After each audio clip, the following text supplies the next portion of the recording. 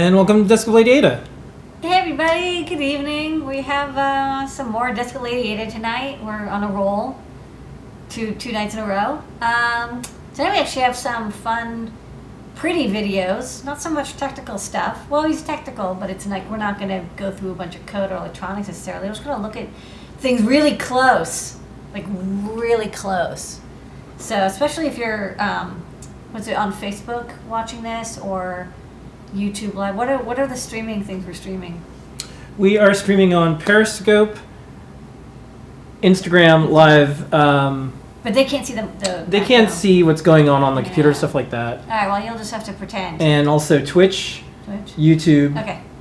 And so everything but Instagram can see the camera. Yeah. Okay, so you got this camera. What did you get here? Well, we've had this for a while, but I first wanted you to show. This is our normal overhead, which is pretty good. And that's a close-up of our circuit playground. And on the circuit playground is a neopixel. Yeah, there's LEDs. And, if you hold it up to your nail there, those are very small. Yes. A few millimeters. These are 2.5, they're 3.5 millimeters by 3.5 millimeters. Yeah. Each one. And so what we have is we have a microscope hooked up to an HD camera that has HDMI out. Yeah. So I think this is one of the closer things that we can show. So it's so sensitive that when we walk in our apartment, it'll change focus. I just did change it again. So here is a neopixel, and this is extremely close. So close. Yeah. Oh my God! You're inside of it. The title of this video was wire bonding, and you said to me before we went live, you said it'd be really cool to talk about wire bonding because you never see it. So it's really hard to see. It's rare to see, but this is like so macro. This is like microscope quality, so you can see. I can't point to it because I can't get underneath the microscope. But on the right there's that shiny, glistening rectangle. That's the microcontroller chip. I mean, it's not a microcontroller. Sorry, it's a CMOS chip, and it has all the logic. It's probably actually not a microcontroller. It's probably just like has only one function. It has shift registers and stuff and current mirrors and stuff to drive these LEDs. And then you can see on the left-hand side, on the top there's green, middle there's red, and bottom there's blue LED dies. Like they're little cut-out pieces of semiconductor. And it looks like one half of the semiconductor is the N channel, the other half is the P channel. And on the green and the blue, it looks like it's actually cut sort of diagonally, because there's two wire bond spots. And then the red one, it looks like the bottom is the P, the cathode, and the top is the anode. This is kind of nice. You can see it pulsing on and off. And you can see that what's really neat about neopixels, which is why I like them, is the chip is actually inside the body of the LED. And then there's these extremely skinny gold wires that you can see very clearly. And those are jumping from the die, and they jump to the metal contacts. So the top right metal contact, I think, is power. The top right contact is like data in. The bottom right contact is like power ground. The left contact, bottom left contact is data out. And then the top left contact is probably like power, because you can see all the LEDs go to that. So that's kind of the current source, and also the data, the power source for the chips. That's why you see so many pads going to that top left. Okay, here's a question. Any reason for the layout of the colors? They mix at your eyes. Why not put them in a triangle and make it smaller? Why is it laid out like that? I don't know exactly why it's laid out. It doesn't matter too much, because as you can see, especially when that red's on, the body of the LED, there's a kind of like the clear epoxy is on, diffuses the light just a little bit, and it kind of makes it fill the circle. So, actually from more than a couple inches away, you don't see the individual spots. You see it as like a bright light. I did turn the LED brightness down a lot, so you don't see, it's not as bright as it normally is. It's like 20 brightness instead of 255 brightness. But I think, whatever is probably cheapest and easiest, this might have been the easiest way to lay it out. Yeah, and I wanted just to compare again, just to give you an idea on how small the neopixel is. So here's our overhead, and if you look at, you can hit autofocus. I'll try to hold it there. So I'll use my thumb as a reference. So that thing right there. Yeah. That little black square that you see inside of the black square is the chip. Yeah. So that's how close. I think they got the dies pretty close to the center. That is. You know, it's not too far off. Yeah. So if you hold this up to Lady Ada's, yeah, that's the circuit playground, and 2 millimeters on that is what you're seeing through this microscope camera. Yeah. So that the wire bonding machine, that's the machine that actually places these dies down, and then it actually makes those little wire. I mean, I've never actually gotten to see one. I'd like to check them out because, like, look at how precise they have to be. You know, they have to bond this little gold dot. I actually don't even know what is it that makes the dot. Is it like there's a glue? Yeah, I don't know. But they're very fat. You know, it's usually inside of chips, and normally this is all epoxied over. You don't see it, but inside of every microcontroller. The microcontroller doesn't take up the entire body of the chip, right? Like you can have chips that are like, this big. They have like 200 pins on them or something. The die itself is not that big. It's usually much smaller, and then they're bonded. There's little wire bonds that go from the center chip, which is usually only a couple millimeters. I mean, like, older chips are bigger, and of course, your Intel i7 is going to be quite large, but your microcontroller, your Cortex M0 or M4, or the the I/O chips inside of your like Ethernet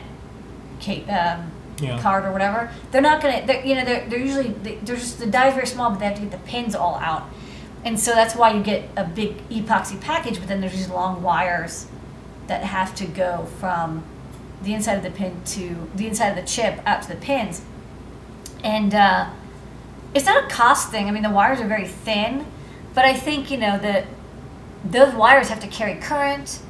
They're on forever. Yeah, they're doing stuff. Okay. I think they're annoying, and that's why I think people like BGAs, because not designers but chip manufacturers, because then you don't have such long wires. All right. Did you want to show another thing underneath there? Well, I don't have anything that's lit up, but I could show like a feather wing or something. Yeah. Now, what's neat is as Lady Ada touches her desk, you can see the camera move. That's how sensitive, even though it's not even touching. Okay, so can you move this up? Yeah, I have to move the camera up a little bit. Can I fit underneath there? No, I can't. No, it needs more space. Okay, the closer I get to it. Okay, that's pretty good. So this is a very fine grid of 603s. Ooh, that looks nice. And you can see inside of here, there's no chip, but you see that same wire bond. See that little wire in the middle? And then the two metal cutout plates. And then, so the green marks the cathode, so the bottom right is the anode. And then there's a wire bond to the top of the die, which is the N channel. Sorry, not N channel, the N side of the diode. And then the bottom, the P side, it looks like they have some sort of silver or like some conductive solder, and it's placed down, and then it's bonded to the rest of the metal plate. And that metal plate also looks like it's a physical... Oh, Mike is in the chat. And Mike knows a bunch. Normal wire bonds are like spot welds, but I saw something recently, arcade ROM recovery, I think, where someone rebonded a chip by hand with silver epoxy. And Mike also says it's also common for power pins to use multiple bond wires to increase current capacity. So they're usually what, like 40 gauge? Thermosonic welding. I mean, if you think about it, with metal, you can cold weld them. So maybe they do something similar, but on a very small scale. Like, I don't think that they solder or use, they could see it maybe a glue, but yeah, like, they're so thin that if you have, power electronics, that's when you do have to have multiple wires. And then a lot of things that you see nowadays if you're doing like a boost converters or LDOs, is what they'll do is the die of the chip, the bottom of the chip will actually be bonded directly onto like a big ground pad for electrical connectivity, and also like mechanical and thermal connection. Because like what's interesting about electronics is like this wire has multiple every wire in contact has multiple purposes. It's electronic. There's thermal considerations. It acts like a little inductor, a little resistor. You have to think about that. And also so thermal, electrical, parasitic, and mechanical. So all these things have to kind of come together. So like some LEDs I see, the bottom plate that's cut out can be rather large, and it's used as a little bit of a heat sink, like a kind of a crummy heat sink, but it's better than nothing. Okay. Do you want to show anything else? Because we can look at some chips. I don't really. I don't have too much. I don't have anything else that's like translucent. Yeah. We have the on this we have the light sensor. I can look and see if I have a color sensor. Those look so cool. Yeah. Yeah, I don't know if I have one though. Okay. Well, let's see. You got in your goodie bag. Here's a humidity sensor. You can look at that. Oh, we can look at the V-locks. Let's see if we can see anything. I don't think you can see much. I put my iPhone underneath there. Yeah, that could be cool. Okay, well, let's see what happens. Yeah, I did not bring. I don't know if I'm going to be able to see individual LEDs, but we shall see. Light versus light. Light. Let me put this in a breadboard. That's cool. You can see individual pixels. Yeah.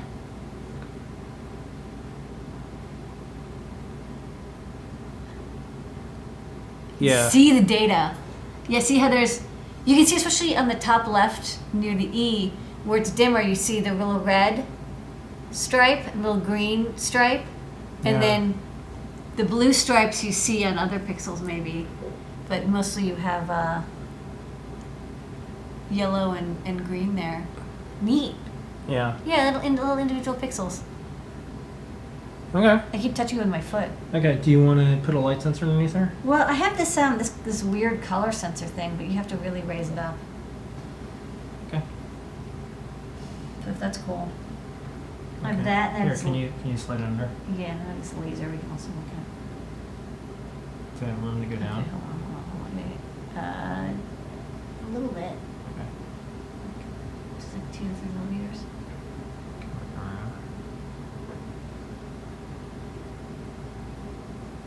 Oh, that's cool. Oh, yeah, that's kind of dirty. Let me see if I can clean it up a little bit. Yeah, but you can see. You can barely see the little. See the grid. Yeah. The red. Hold on. Let me clean this off. Clean your color sensor already. Yeah, you don't notice how filthy your color sensors are until you have them underneath a microscope. Hold on.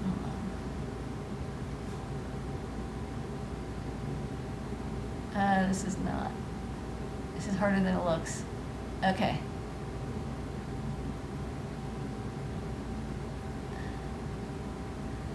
Okay.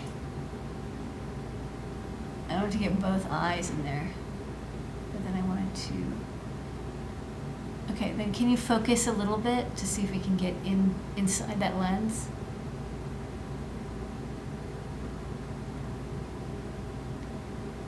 Ooh, tough to see. Maybe I can give it some. You can now see it. See? Look. Yeah. Look. Yeah. Okay, so this is a color sensor and a light sensor and an IR sensor all in one. And so you see there's like there's a 4x4 grid. And this is really neat because you can see the red filtered LED sensor, the green, blue, and then there's also a light blue that could be blue, and then the white ones I think are IR. Those are the IR receivers, so you can see there's like kind of like a grid layout. Yeah, so I think it's red, green, blue, and IR because this is an IR sensor as well. And then let me see if I can. Whoa, the gigantic capacitor. It's coming to kill you. Wow, that's cool. You Okay. can really see the solder. Hold on. Yeah, you're getting close. There you go. And this is, I think this is an IR LED. So let's see if we can. Yeah, it's behind a lens, so you're not going to really see it. Yeah. Okay, and then let's go to the next sensor. Oh, you know what? If I spin this around, it'll be easier for me to. Oh, look at these gigantic solder plates. Diode of death. Let's see where.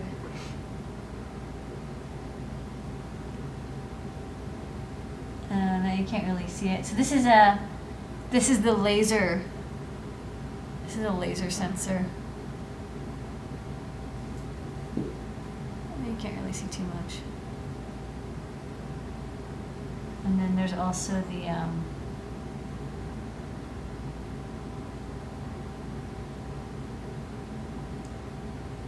gigantic transistor. There's the. This is. Oh, hold on. That's cool. This is the light sensor on the neopixel. So you can see it looks all like a diode because it is. A light sensor is the same as an LED, just run backwards. Photocells are the same things as LEDs too. They're all PN diodes. Actually, this is a phototransistor. Now that I remember it, so it has a little bit more going on in there. But you can still see the dye, the sensing dye, and then little bond wire. We can hold it steady in a clear epoxy case. Actually, you know what I want to look at? I want to look at the APA 2020s. Oh, you know what? I wonder if I brought anything with it on there. Hold on, let me look at it again. And that's the last we saw of her. No. That's it, I'm folks. fine. That's it, folks. Show's over. I don't know if I am.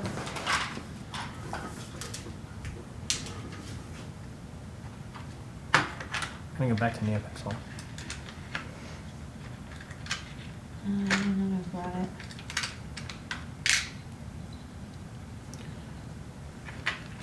I'm going back to neopixel. Yeah? Okay. Yeah, I didn't bring anything. I didn't bring one with me. Okay. I don't think I can actually get any closer. I think this is as close as possible. Because it's like, it's now touching it. Yeah. Yeah.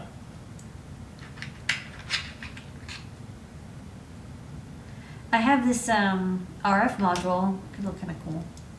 Okay. That's as close as it's gonna get. Yeah. Let me slide this underneath. Oh, well, okay. We'll go back to it.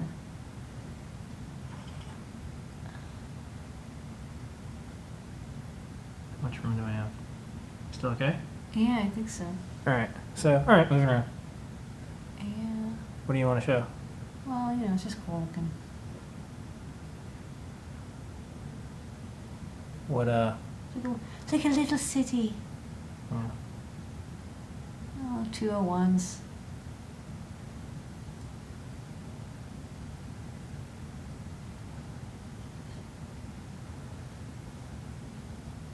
You can't really get underneath them.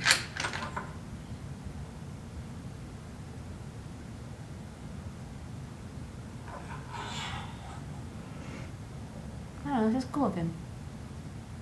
There you go. Look at those little inductors. Can you back out a little bit? These are little, I think these are 402 inductors. So you can see the top left one has 4 coils, and then the one on the right has a single coil. These are like super low inductance. Sometimes you just need a little bit of inductance. That's kind of my story, right? I don't think there's anything else interesting on here. So yeah, you go. I'll put it back on the. the neopixel?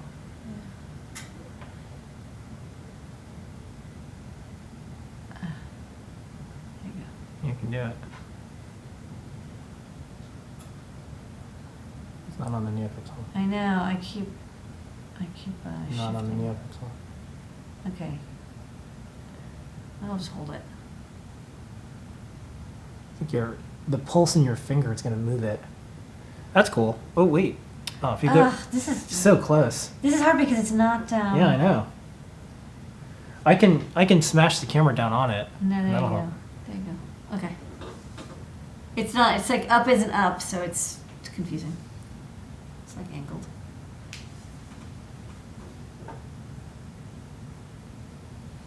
Okay, well, we could like just watch this for like an hour or two. No, I got a little short video that we're gonna play. Do you want me to try turning it on like really bright? Yeah, turn on really blurry. Let's see. Let's do some damage. What's the worst that can happen? Yeah, that's what I always say. So let me have it so it only does the rainbow cycle. And then I'll set the brightness to 60. Are there any other questions from the chat? No. Yeah, what questions could you possibly have? It's just really big or really small, depending on how you want to think about it. Okay, here it goes. What's gonna happen now? So this is 60 brightness. Okay. Well, I mean, I can zoom in on this a little bit and just see like, whoops, wrong one. That is not what I wanted to do. Yeah, but that's really funny. That is not okay. Not funny. Not all right. Get back there, you. Wrong zoom. Wrong zoom. All right, now. And what lens is this? I don't remember. But this is our Panasonic camera? Yeah, it's a 4K camera. And Ooh, that's kind of nice. yeah, you can kind of start It to see kind of stuff. illuminates the chip a little bit. Oh, you want me to go brighter? Yeah, man. I'm gonna get rid of this I'm thing. going to turn up to 100. Okay. You can kind of start to see some stuff there. I think the camera is freaking out a little bit. It's totally You can freaking- start to see the lines. It's like, why are you doing this to me? It's going to totally spaz at 100. Yeah. Yeah. Yeah, it's starting to get interlaced. Yeah, that's neat. It's like Yeah. video drone for LEDs. Let's go to 150.